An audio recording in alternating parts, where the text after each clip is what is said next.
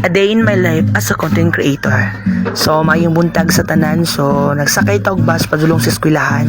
Kauban ako kung kauban, nagbus lang ko aron madali ang akong pag-adto sa school.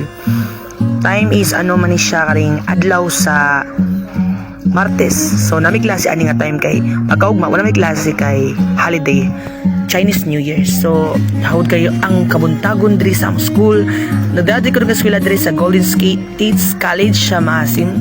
So, Vivay. So, nice kayo guys. Shout out sa mga ta Golden State College nga ng eskwela.